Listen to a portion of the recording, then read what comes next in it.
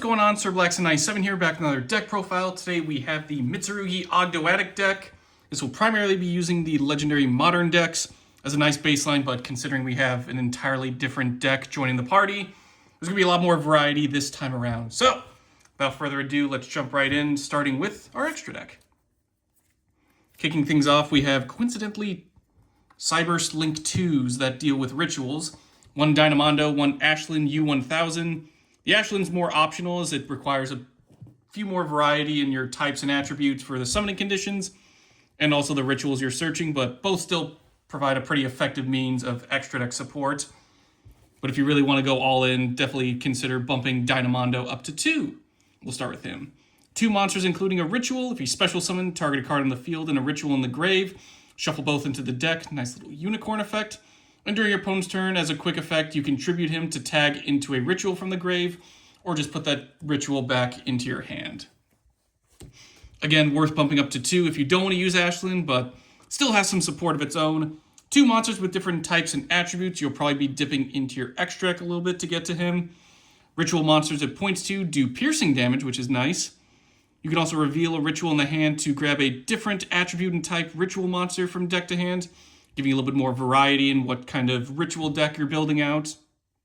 And if you do ritual summon, you can target and bounce back to hand a face-up card your opponent controls. So, nice little way to get rid of some of your opponent's resources, but again, doubling down on Dynamondo might be a little bit better given that we're mostly just cashing in on light and dark rituals and reptiles this time around.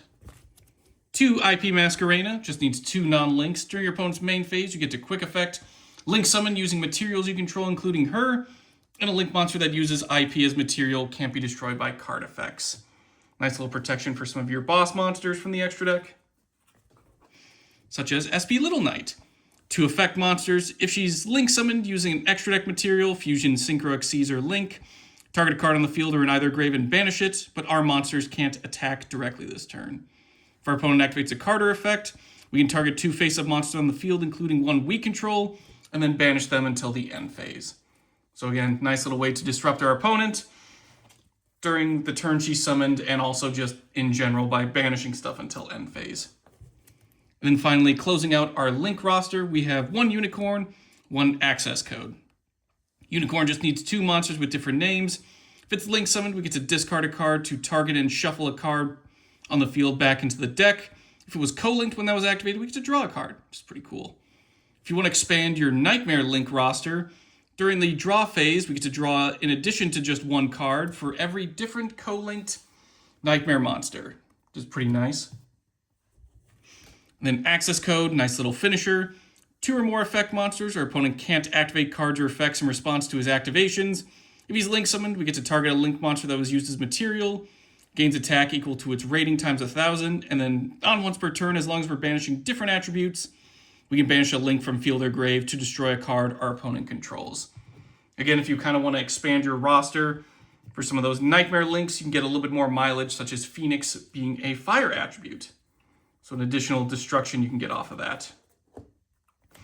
Moving on to the Xyz portion, we've got a bunch of rank 4s. 2 copies of Dugaris the Timeless. 2 level 4s, we can detach 2 materials to activate one of the following effects.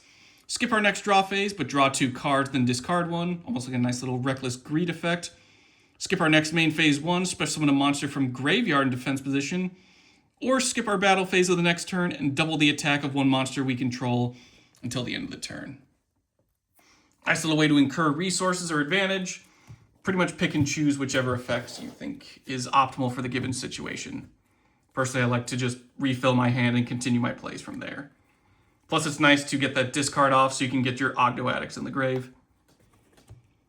Castel the Sky Blaster Musketeer. 2 level 4s, we can detach material to target a face-up monster on the field and put it into face-down defense position, or detach 2 to target a face-up card on the field and shuffle it back into the deck. We can only use 1 Castel effect per turn, so either we can Book of Moon, not a quick effect speed sadly, or we can just Nightmare Unicorn, something we don't like. Tornado Dragon. Forget all the Radiant Typhoon and Mystical Space Typhoon. We can just be a level 4 or a rank 4 monster that can destroy spells and traps.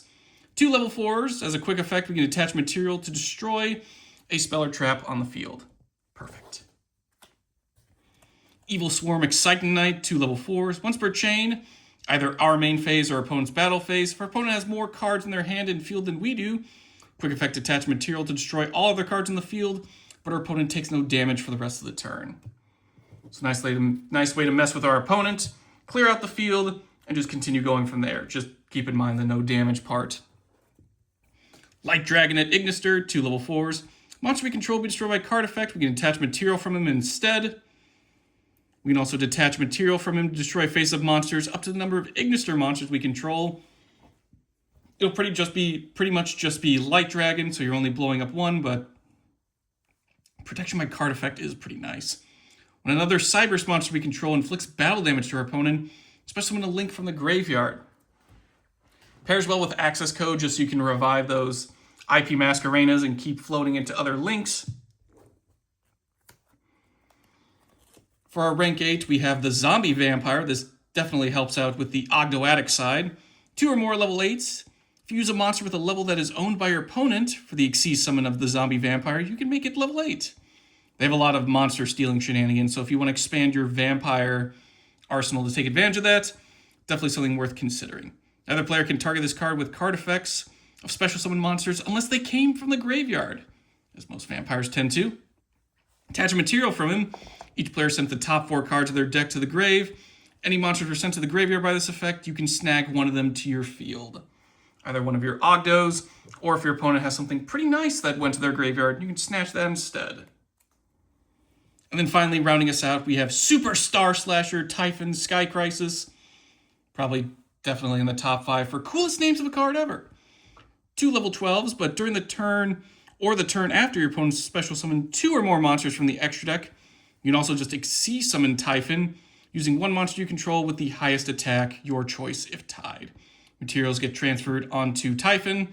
If you do, we cannot normal or special summon for the rest of the turn.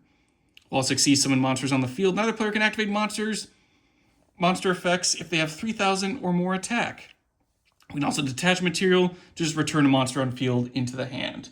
This is basically a rival to Arsenal Zeus, who also has an alternate summoning condition. So if you really don't want your opponent to detach to send everything to grave, Typhon is here to help you out. Doesn't work on Exciting Knight though, as Exciting Knight has 1900 attack. So if you see your opponent with that, just kind of be careful because you might end up losing your own Typhon. Onto the main deck, we're going to start off with the Mitusurugi side of the house. Kicking things off with our giant pile of rituals. 3 copies of Ame no Mirakomo no Mitusurugi, 1 copy Ame no Habakiri no Mitusurugi, and 1 Futso no Mitama no Mitusurugi. Probably butchering some of these names, so bear with me. Habakiri is currently limited as well on the TCG list, so if he ever bumps up back to 2 or 3, definitely increase as many copies as you can. But for the purpose of this video, we're just rocking with the 1 we can. We'll start with Mirakomo. Nice little shared effect of all of them is they can be summoned with pretty much Mitusurugi Ritual, their main signature spell, but there are plenty of other ways to get some of these dark reptiles onto the field. If they're ever tributed, they usually search out a Mitusurugi card and then special summon themselves back, so pretty much pairs nicely with the tribute effects of Ogdos. And also make sure that these snakes keep slithering back onto the field. Mirakomo's unique effect. If he's special summoned, you can destroy all monsters your opponent controls. When your opponent activates a card or effect, you can activate this effect. They can discard a card, or that effect becomes negated. And then, of course, the tribute for your Mitusurugi search, and then he plops back onto the field menacingly. Habakiri is a little bit different. Monsters your opponent controls lose 800 attack. You can reveal them in the hand, especially when a Mitusurugi from deck, then tribute a monster you control. This is a once per duel effect, so keep that in mind. If he's ever tributed, Mitusurugi search goes off, and then he special summons himself back. Very cool. And then, of course, Futso no Mitama. Opponent special summons a monster, target a reptile in the grave, and special summon it back to your field. And then, of course, the tribute for a search to then put him back onto the field. Very nice. Again, if you want to take more advantage of Ashland U1000, feel free to splash in a few more rituals to get those searches off, but for the most part, the core 5 is pretty much where you go. But feel free to bump up those Habakiris as you can. Moving on to our main searchers. We got Mitusurugi no Mikoto Aramasa and no Mikoto Saji. We'll start with Aramasa. Both have similar effects. If they're summoned, Aramasa grabs your Mitusurugi monsters, whereas Saji grabs your Mitusurugi spells and traps. If another reptile monster we control be destroyed by battle or card effect, you contribute them instead, which is nice. What's also cool is their searches go off if they're tributed as well, which is very cool. So you don't necessarily have to get them onto the field. If they do get Ash Blossomed or negated, you can just tribute them to also go into that. Assuming their effects aren't negated until the end of the turn. Going on to some of our extras, we got Mitusurugi no Mikoto Kusanagi and Mitusurugi no Miko Wosu. We'll start with Kusanagi. If it's summoned or attributed, target a Mitusurugi card in the graveyard or banishment, put it back into our hand, and then of course, if another reptile we control be destroyed, we contribute him instead to help support. Wosu's a bit different. Special summon him from hand by tributing one other reptile and a monster opponent controls. We get locked into reptiles for monster effects and special summons for the rest of the turn. If it's tributed, we can discard a card to then add him back to the hand, which is very cool. So he does revive himself pretty consistently. That's a nice little way to remove our opponent's stuff too, which is pretty cool. All right, now for the other side of the deck, our side B, are Ogdos. We'll start with the main boss monsters, the ones that will tribute from the graveyard. One copy of Aaron, the Ogdoadic King. One copy Amunisia, the Ogdoadic Queen. One Kirst, the Ogdoadic Light. And one Alarit, the Ogdoadic Dark. The Kings and Queens need us to tribute 2 monsters to special summon themselves back from the grave, whereas the Light and Dark just need 1. So that's kind of how they pair up with your Mitsurugis pretty well. Get them onto the field, tribute them so your Ogdos can come back, and then get your recursion, search effects, and other additional bonuses thanks to your Mitsurugis getting tributed. So these guys pretty much pair pretty well with like peanut butter and jelly. Let's start with the King and Queen. As mentioned, 2 tributes to special summon them back. Aaron says if your opponent adds a card to their hand, except the draw phase or damage step, send a random card from their hand to the grave. If a monster opponent controls is sent to the grave, add a light or dark reptile from deck to hand. So nice little search, a nice little way to swipe away some of your opponent's stuff. Amunisia. If a monster is special summoned from your opponent's graveyard, send a card they control to the grave. If a monster is sent from your opponent's hand or deck to the grave, we then get to special summon a light or dark reptile from graveyard. So they kind of both play off each other. If your opponent's trying to do something, revival, searching, you'll be able to get some sort of effect of your own while also stopping them in their tracks. Light and Dark, they just need to tribute 1 monster. For Kirst, special summon him back from the grave, then your opponent can special summon a monster from their graveyard, effects are negated. If it's special summoned, target a level 4 or lower Ogdo in the grave and special summon it, but banish it when it leaves the field. Allard functions similarly. It's meant to pair with Aaron. Your opponent gets to add a monster from their graveyard back to their hand when he's summoned. And if he's special summoned, target 2 of your banished monsters, including a reptile, and put him back in the grave. Considering our reptiles are light and dark, we're going to be subject to bestials quite often. So it's pretty nice to at least have Allard on backup just so you can put stuff back into the graveyard. So it does seem kind of odd to give our opponent special effects at first, but then again, the King and Queen will also be sniping away anything they do get, while you get to keep kind of your advantage as you recover your cards, which is very cool. Obviously, stuff like Snake Rain is going to be pretty handy when it comes to filling the grave, but we do have some remnants. 3 Nunus and 2 Nauyas. These guys basically add as ways to get their opposite counterpart attributes into the grave so you can set up your plays if you don't see your Snake Rain, Foolishes, etc.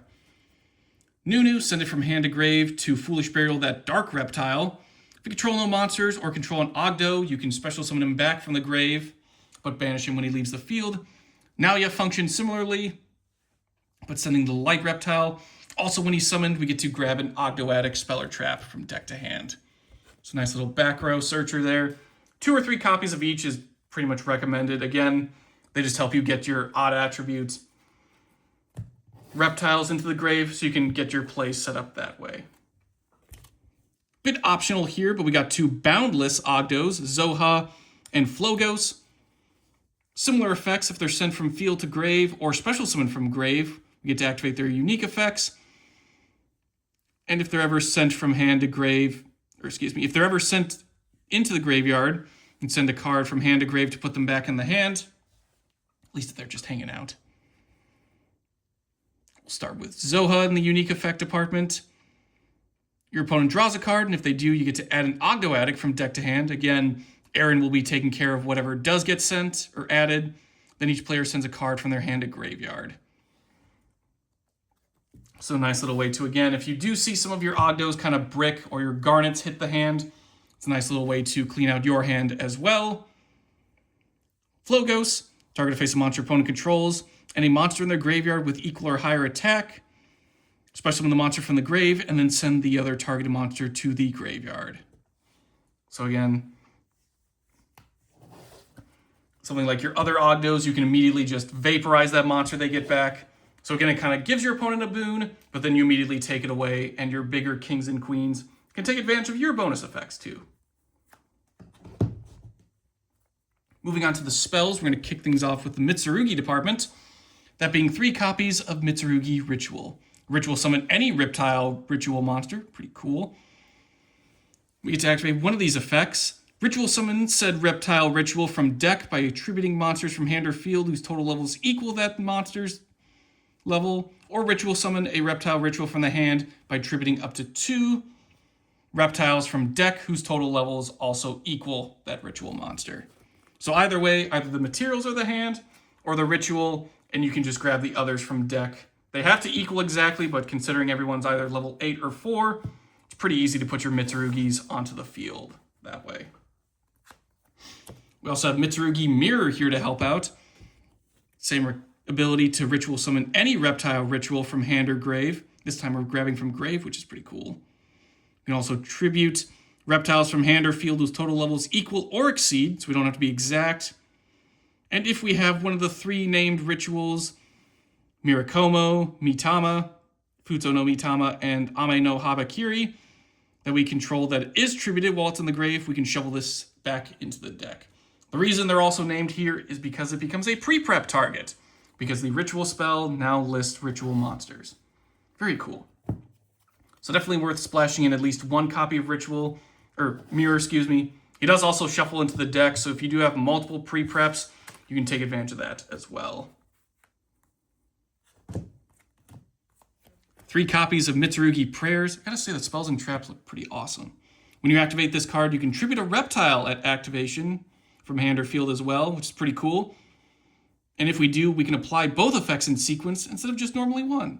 Add a Mitusurugi monster from deck to hand, take 800 damage, special summon a Mitusurugi from hand or grave, but it cannot attack directly. So, nice little way to search or get some recovery and swarming going. Mitusurugi Magatama is another one-off. Again, just awesome spells and traps. Activate one of these effects, tribute a reptile to target and destroy a card, face-up card our opponent controls, or we can ritual summon a Mitusurugi ritual from hand by attributing monsters we control whose total levels equal or exceed. It's a nice little, in a pinch, get something like Mirakomo onto the field, and then just obliterate your opponent's field. Onto our continuous spells. 1 for Mitusurugi, 1 for Ogdoadics. We'll start with the Sacred Boundary. Our opponent cannot target Mitusurugi ritual monsters we control with card effects of monsters that come from the extra deck. It's a nice little protection there. We can also target 4 Mitusurugi cards in the grave and shuffle them back into the deck. Then if our opponent controls a monster, make them tribute a monster they control, which is pretty cool. We're not the only ones tributing stuff. We can also just force our opponent, as if we weren't oppressing them enough with Ogdos. Speaking of which, we also have Serpent Strike. Send a monster from hand or field to grave, target a reptile in the grave with a different attribute and special summon it. Again, nice way to declutter the Ogdos that make into the hand that don't need to be. During the main phase, if a monster is sent to our opponent's graveyard, send a reptile from deck to grave. So again, nice little way to unbrick some of our Garnets, and also nice way to get more reptiles moving around. But if we don't want to wait for our discard effects, we can just completely dump them all into the deck at once.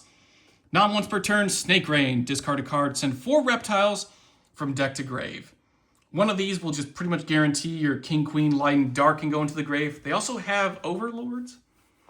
There is one that requires 3 tributes and one that's a little bit easier to summon. So you can also consider those. But again, just whatever Ogdos you think would work best in the grave, Snake Rain will help you get there. Again, it's not once per turn, so if you do open multiple, you can really fill up your grave with reptiles. Also perfect if you're running like a Chaos variant. That's another good one. Pre-preparation of rites, full play sets. As mentioned, Mirror does mention the main trio of rituals, so this easily comes in handy for us. Add a ritual spell from deck to hand, then add a ritual monster from deck or grave, whose name appears on that ritual spell. Unlike Snake Rain, though, we can only use one of these per turn. But still, if we open up multiples, we can just shuffle back Mirror and then use it again the next turn. Onto our one-ofs, we got Prosperity, Card Destruction, and Foolish Burial. We'll go left to right here. Prosperity. Banish 3 or 6 cards of our choice from the extra deck face down. For the rest of the turn, our opponent takes half damage. Also, we can't draw cards by card effects the turn we use Prosperity, but what's cool is we can excavate cards from the top of our deck equal to whatever we banished, grab 1 excavated card to the hand, and then put the rest on the bottom of the deck in any order. It's just a nice way to get to stuff like Snake Rain, pre-prep, or any of our initial play starters that we want to go into. Plus, we don't really worry about the extra deck too much, so banishing some stuff, not really the end of the world. Card Destruction. If our hand does get bricked and we do need to just unclutter it right there, both players discard as many cards as possible from their hands, then draw the same number of cards they discarded. Nice little way to just mulligan, reset the hand, and hopefully get some Ogdos into the grave. Or you can just Foolish Burial and just put one in there yourself. Again, pretty optional. A Snake Rain is a 3 of, and non-once per turn. But if you do just want to get something thrown into the grave, Foolish does help you. And finally, our 1 trap card, Mitusurugi Great Purification, rounding out even more super awesome spells and trap art. They do have another trap card, which is also equally as cool, but this one's probably my favorite of the two. When your opponent activates a card or effect, tribute a level 5 or higher reptile to negate and destroy. You can also banish it from the grave to special summon back a reptile from the grave. And then if we do, tribute 1 other monster we control. We can only use 1 purification effect per turn, and only once that turn. So again, nice little way to just stop our opponent in their tracks, as if we weren't doing that enough already. Or just, again, more revival, more swarming with our reptiles. Whew! That was terrifying. I think we've met our quota for how many times we can say the word snake, reptile, or Ogdoadic. So, something to consider writing home about. But in any case, that'll do it for today's deck profile. Thank you all for tuning in. I've been Sir Blackson97, and we'll see you all next time.